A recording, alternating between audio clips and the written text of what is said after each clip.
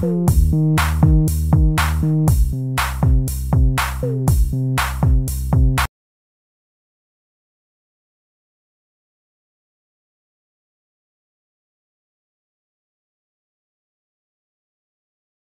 tardes. En primer término quiero felicitar al Colegio de Sonora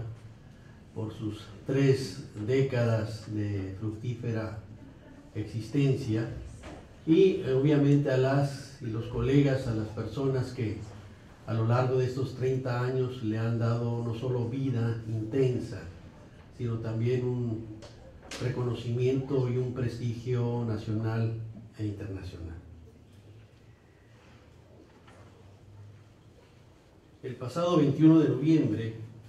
me trasladé por carretera de Monterrey a Nuevo Laredo junto con 3 colegas,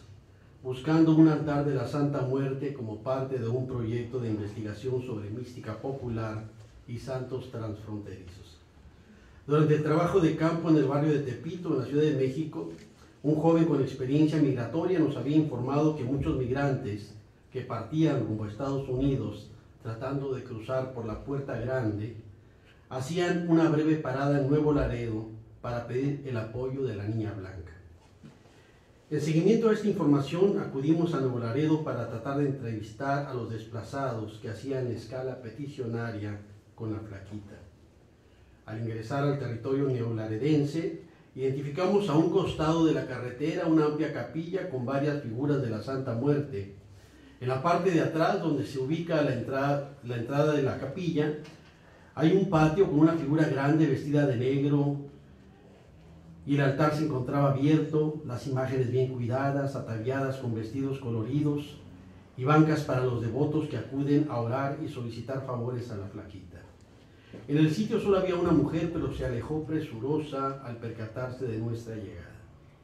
Nadie respondía a nuestros llamados, así que comenzamos a tomar fotografías de la imagen,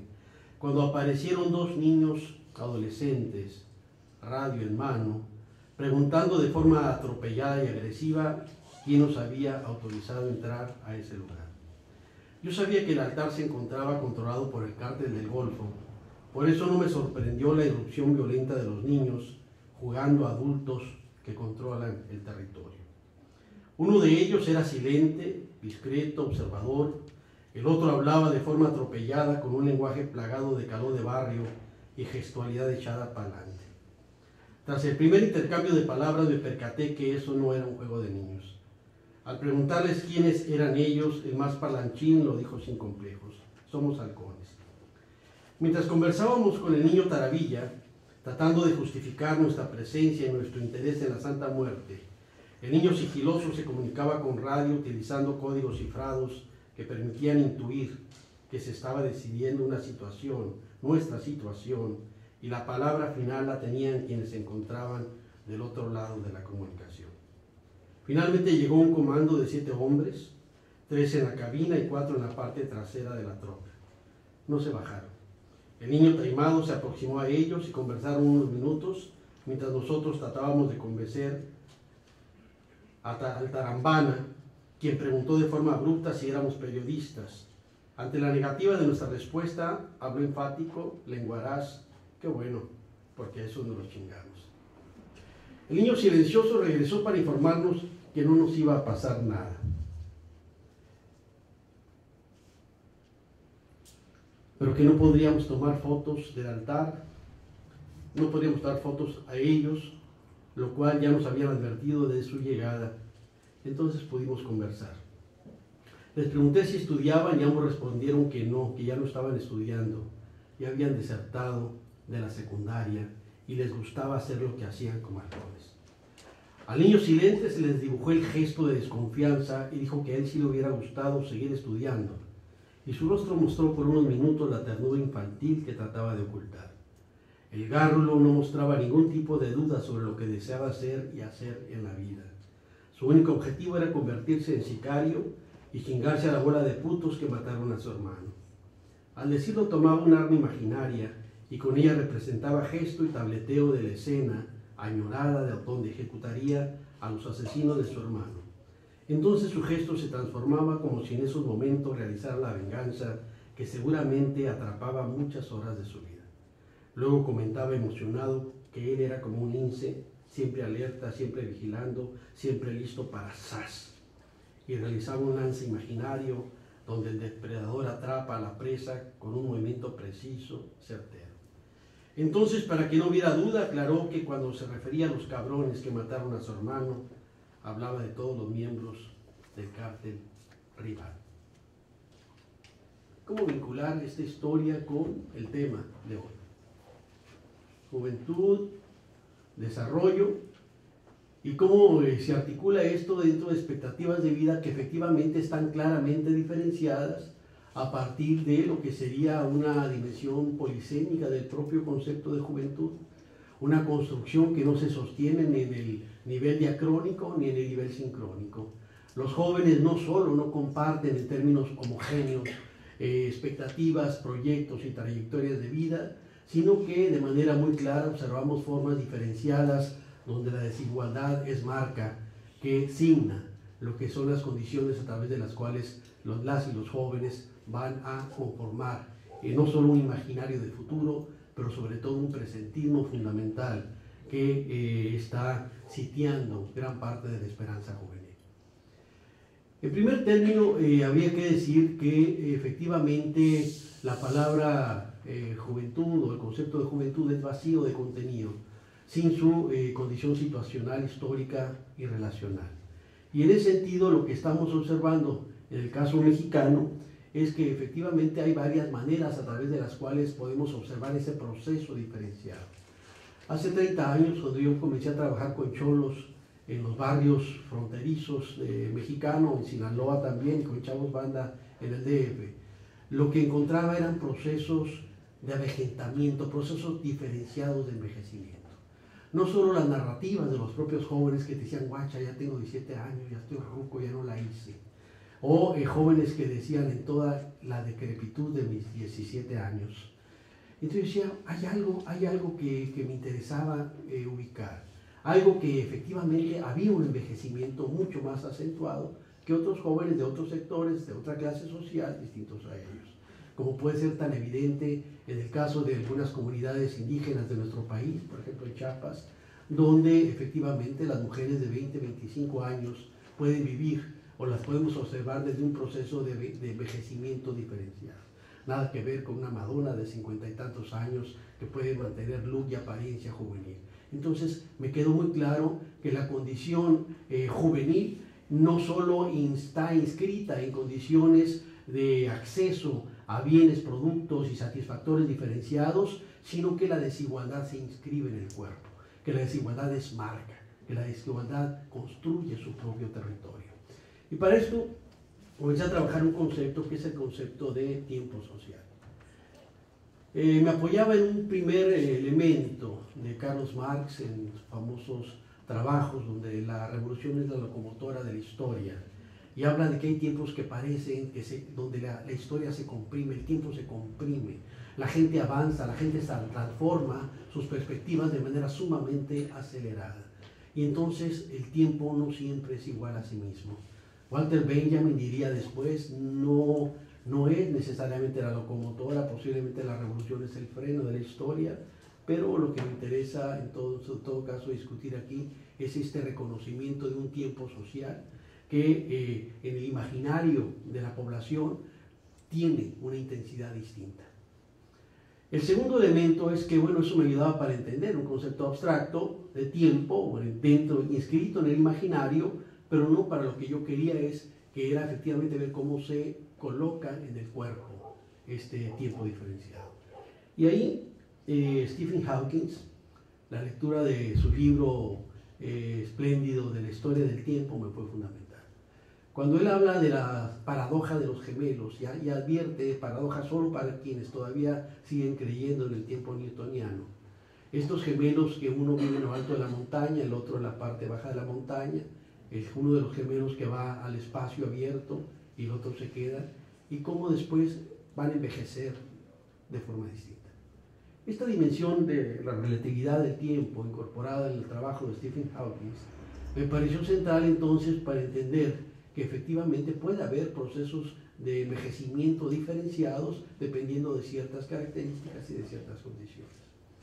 Pero no me servía todavía del todo para entender cómo se inscribe dentro de una misma biografía este tiempo diferenciado. Entonces ahí recurrí a la impronta popular, a la cultura popular. A este concepto se le vinieron los años encima, dio el viejazo, que lo que hace reconocer que bajo ciertos procesos de vida, enfermedad, presión, descalabro, en fin, la gente de repente, su proceso de envejecimiento parecería que se acelera. Entonces estos tres elementos ya me podían entender que la juventud efectivamente no solo es disímil en lo diacrónico, sino también en lo sincrónico, que no todos los jóvenes que comparten un rango de edad viven, tienen expectativas similares y envejecen de manera similar. Planteado esto entonces, bajo esta condición del tiempo social, esto me permitía también entender la dimensión de lo juvenil y de las identidades juveniles, donde efectivamente parecería que las identidades juveniles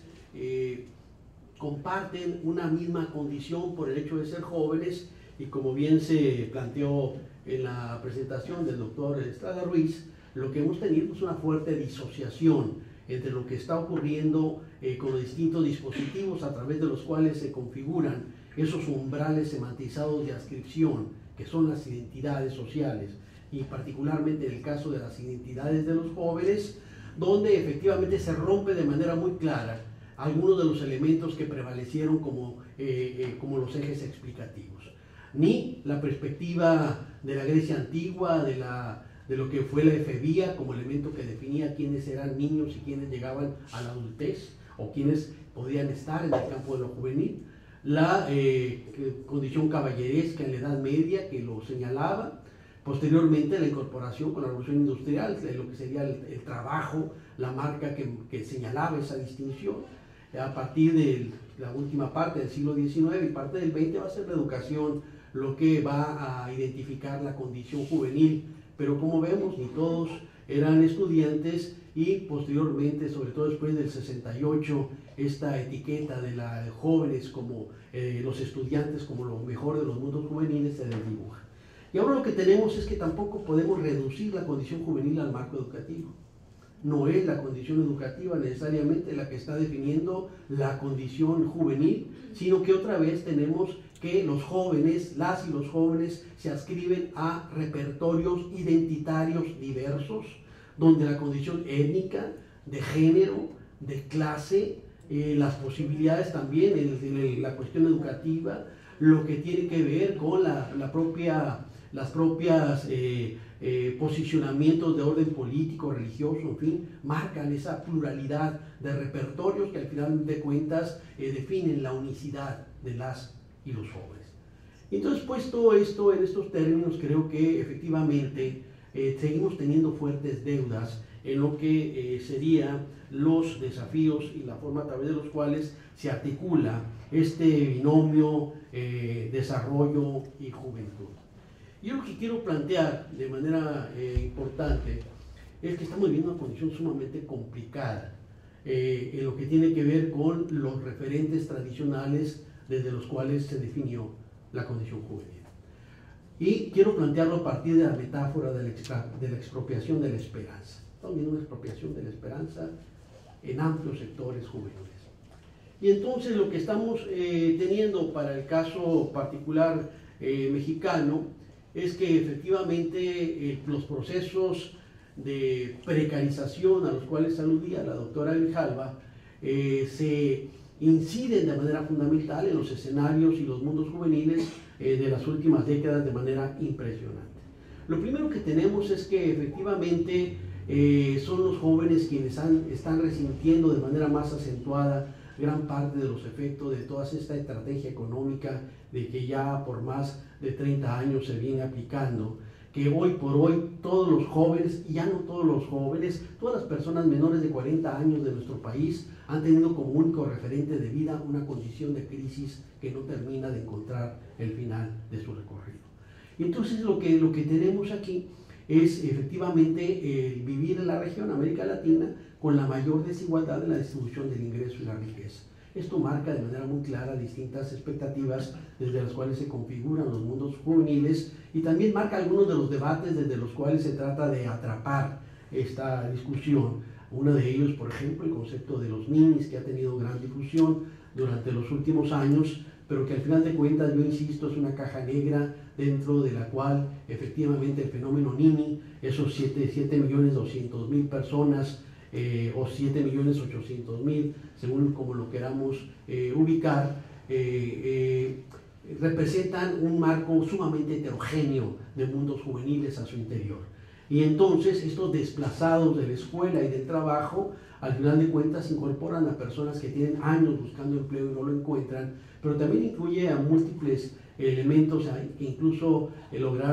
pueden incorporar a los hijos de papi que viajan con tarjeta de los padres por Europa y que no tienen necesidad de encontrar trabajo. Todo eso está en la caja negra de los llamados ninis y está también en la caja negra de muchas de las cifras que, como bien también señaló la doctora Grijalva, van a esconder esa dimensión real de la condición del desempleo. De los 2.4 que nos dice INEGI a los 8.7 millones de desempleados que nos dice la UNAM en esta, digamos, corrección de página que recién ha hecho a los datos de INEGI. Entonces, no solo estamos observando esta suerte de precarización en términos de las condiciones objetivas de vida, que es el primer marco que quiero señalar para tratar de entender estos mundos juveniles, condiciones objetivas de vida que implican de manera fundamental esta condición de desempleo, esta condición de precarización de las propias condiciones laborales. Los datos de Coneval son más que elocuentes en el sentido no solo de lo que ha sido la precarización en términos de la capacidad adquisitiva, sino también la precarización en términos de las condiciones de asistencia y seguridad social. Veíamos una tercera parte, en el caso sonorense, 42% es el dato que maneja de personas que trabajan y no tienen cobertura social en nuestro país. Entonces, lo que vemos junto a esas condiciones de precarización que afectan de manera importante a los jóvenes es otro elemento que tiene que ver con el crecimiento de la informalidad como un elemento central, donde 6 de cada 7 empleos que se generan son en el marco de la informalidad. Entonces ahí lo que tenemos es ya un vínculo muy claro entre lo que sería la construcción de las trayectorias de vida juveniles y lo que sería propiamente estos mundos estigmatizados, estos mundos criminalizados en los cuales efectivamente hay gran parte de las opciones que están encontrando muchos de los jóvenes. El otro asunto importante vinculado con esto, con el tema de la precarización laboral, es que efectivamente el tema del trabajo, no solo como única opción, sino el trabajo como el referente desde el cual se garantizaba cierta estabilidad de lo que serían las trayectorias juveniles, pues no está cumpliéndose de manera adecuada. Tenemos en nuestro país más de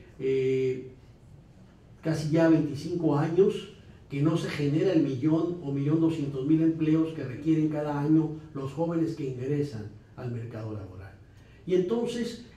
bajo ese escenario, se añade una dimensión donde cada año nuestro país expulsa por lo menos a 500.000 de personas, muchas de ellas jóvenes, lo cual cierra bajo esta lógica de lo que sería propiamente las condiciones objetivas de vida de estos muchachos, gran parte de sus expectativas. El otro eje articulado a la condición de precarización laboral en los mundos juveniles, obviamente es el marco de la educación. Y en el marco de la educación lo que vamos a encontrar es que efectivamente los jóvenes lo vemos en cuanto entran al mundo de la escuela, parecería que se rompe la condición juvenil. Parecería que,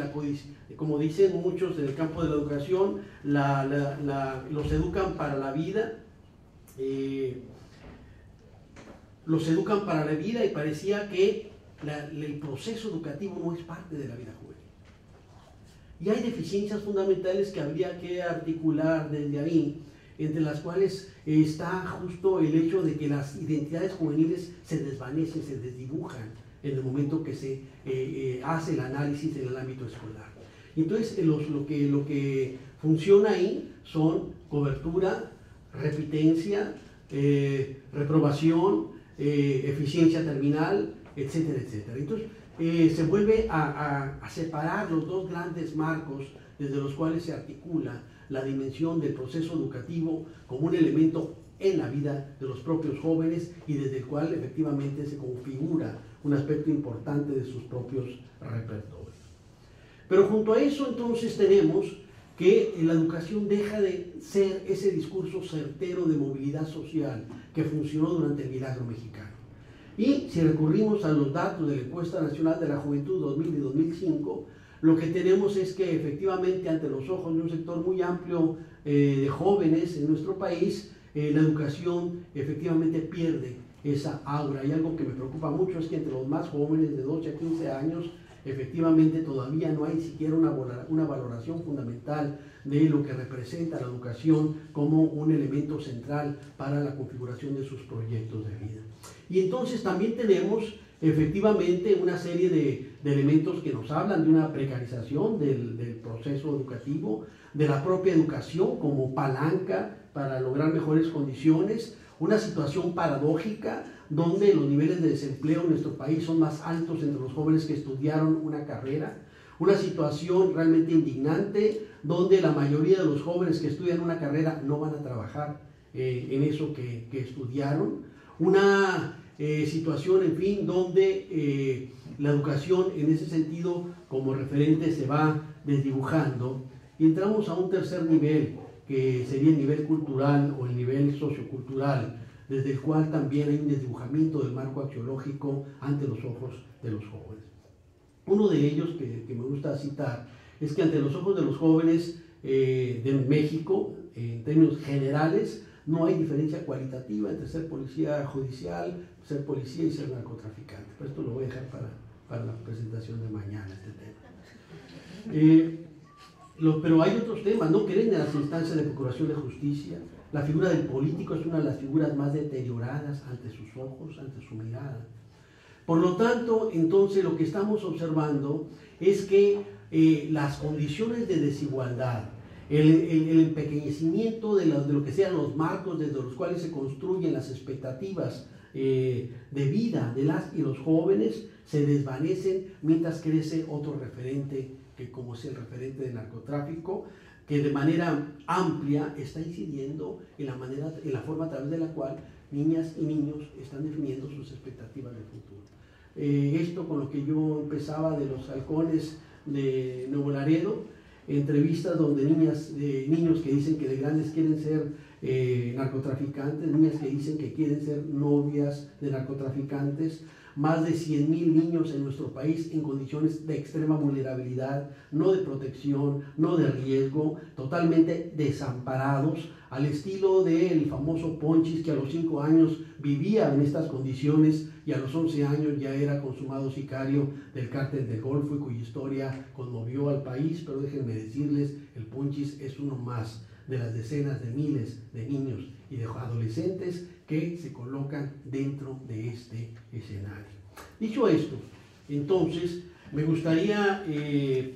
señalar que efectivamente parte de lo que estoy diciendo podemos colocarlo entonces en los escenarios de la frontera, en los escenarios de los estados fronterizos, donde efectivamente se vienen solapando varios procesos y recuperaré alguno de ellos. Uno tiene que ver con la precariedad y la precariedad. Precariedad y precariedad, concepto que Judith Butler ha venido trabajando. El primero alude a las cuestiones que ya se señalaron. El otro es un poco el sentido de la nuda vida. Está el Homo Sacer de Giorgio Agamben, estos desechables de Zygmunt Bauman, esta vida precaria que eventualmente puede sacrificarse sin cometer asesinato. Y eso desafortunadamente es uno de los referentes que están marcando una parte importante de los mundos infantiles y juveniles en nuestra frontera. La precariedad fue cobrando forma y sentido, se acentuó de manera muy fuerte durante la ley Volstead, con la enmienda 18 a la Constitución de Estados Unidos, hasta 1933, con la enmienda 21 a la Constitución de Estados Unidos, con la cual termina la ley Volstead y con el cual se amplía un campo muy amplio de precarización de las mujeres, a través de prostitución, trata humana, lo que fue el genocidio y una serie de cuestiones que marcaron de manera muy fuerte parte central de algunos mundos fronterizos. Esto prevaleció por mucho tiempo más allá de la propia ley Volstead y marcó ese glamour y la condición sórdida de los escenarios y los mundos de frontera. La llegada de la maquila, efectivamente, como bien lo destacó la doctora Lara, generó varios procesos importantes. Uno de ellos fue la incorporación de muchas mujeres jóvenes que entran nuevamente a otro campo de precarización. Y este campo de precarización, que lo veíamos como una experiencia fronteriza al inicio, yo soy de la frontera, de la ciudad de Tecate, antes ya había maquilas, pero se formaliza en 1965 con el programa de industrialización fronteriza, que adquiere ya, digamos, una carta de naturalización. Y con esta presencia de la maquila, que efectivamente va a generar una precarización en términos de evitar los contratos colectivos, en términos del incremento de enfermedades laborales, en términos de incremento de la vulnerabilidad social de las trabajadoras, en términos de lo que fue también una sanción social bajo el peso del machismo y el sexismo, que las van a identificar como maquilocas o maquilarañas, toda una serie de cuestiones vinculadas con el peso inicial de la maquila, pero lo que no entendíamos es que la maquila no era un asunto de frontera. Si bien en un primer momento el tema de la localización fue muy importante, detrás del gran tema de la maquila, que también lo destacó la doctora Lara, estaba esta dimensión global que tenía que ver con nuevos procesos de internacionalización del trabajo y de procesos productivos, y que el gran tema de la maquila era la punta de lanza de procesos muy profundos de flexibilización y de precarización laboral. Hoy el tema de la maquila está en todo el país, está en Centroamérica, está en Chile, está en Colombia, está en Asia, está en todas partes. El tema de la maquila era algo mucho más profundo y la frontera fue una suerte de laboratorio donde empezó de manera importante esta dimensión. Llegamos al tiempo actual, donde para entender gran parte de lo que está ocurriendo con el feminicidio en Ciudad Juárez, este asesinato sistemático de mujeres por el solo hecho de serlo, solo lo podemos entender bajo esta dinámica de precarización que ya fue señalado en esta mesa. Precarización urbana, precarización laboral, ruptura de los anclajes con las redes sociales de los lugares de origen en muchos de los casos, y efectivamente una suerte de complicidad de las instituciones sin la cual no entenderíamos que eso siguiera ocurriendo. Explicaciones que criminalizan a las propias víctimas, jóvenes, la mayoría de ellos, como ustedes muy bien lo saben, y que llevó a que los funcionarios usualmente recurrieran a este tipo de argumentos. Sin embargo, lo que vemos ya en los últimos 12 años es una transformación de estos escenarios, donde el tema del narcotráfico y su presencia se solapa con la otra herida, con la herida del feminicidio. Hay más asesinatos ahora de mujeres, pero bajo el tema de la guerra contra el llamado crimen organizado, se van desdibujando lo que son este tipo de elementos vinculados con una razón, en este caso lo que sería el crimen de odio o el crimen cometido, en este caso como feminicidio, y aparece simple y sencillamente un número brutal de muertos, 3.600 personas ejecutadas en Ciudad Juárez en 3.628 en 2010, 60.000 personas ejecutadas en nuestro país. Podemos hacer el gran recuento de los muertos de la frontera, que se solapan con varios elementos de los que yo venía señalando. Se solapan con el feminicidio, se solapan con lo que eran los territorios controlados por los barrios, ¿no? Aquí en La Coloso, en muchos lugares, lo que tenemos los jóvenes que tenían ese poder territorializado ya no controlan nada. Hay un solapamiento de los mundos del narco que impone gran parte de sus códigos, que son códigos de vida y de muerte. Y entonces ahí lo que tenemos es un trastocamiento brutal de cómo colocar el tema fundamental del desarrollo frente a lo que sería este gran eje de la expropiación de la esperanza. Y entonces el último elemento que tenemos es efectivamente la otra gran herida abierta de la frontera, es una condición donde en estos mundos fronterizos tenemos desde 1994 a la actualidad más de 7.000 personas que han muerto en su intento de cruzar hacia Estados Unidos. 7.000 personas durante este periodo. Si ustedes tienen un marco de referencia, en toda la historia del muro de Berlín murieron entre 250 y 650 personas. Aquí solo en la Operación Muerte tenemos más de 7.000 muertos. Jóvenes, gran parte de ellos. Calderón decía, Felipe de Jesús Calderón Hinojosa, decía eufórico antier, que el hecho de que se ha empatado el número de personas que salen y los que están regresando es prueba de las bondades de la oferta laboral en nuestro país. Todos sabemos, y quienes vivimos de esta manera sabemos, que esto está más vinculado con la crisis de Estados Unidos, los controles migratorios, la xenofobia que se ha venido desatando, que con lo que sería propiamente estos datos de empleo, que lo que sí habría que decir es que el escenario se complica cuando durante este sexenio se generaron 13 millones más de pobres, y entonces el asunto juvenil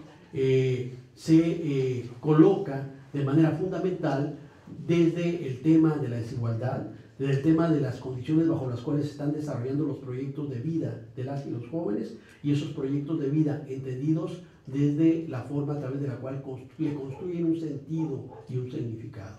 Les cuento simplemente una anécdota. Hace 2 años estábamos con un grupo grande de mareros en Los Ángeles, unas 50 personas, y una señora viene porque gran parte de los canales a través de los cuales se generaban estas opciones de desarrollo en los proyectos de vida de las y los jóvenes de nuestro país están obturados, se han disminuido, se han desvanecido o no aparecen como atractivos ante los ojos de una gran parte de los jóvenes y los jóvenes de nuestro país. Voy a aprovechar los últimos 15 minutos que me dicen que tengo para despedirme. Muchas gracias.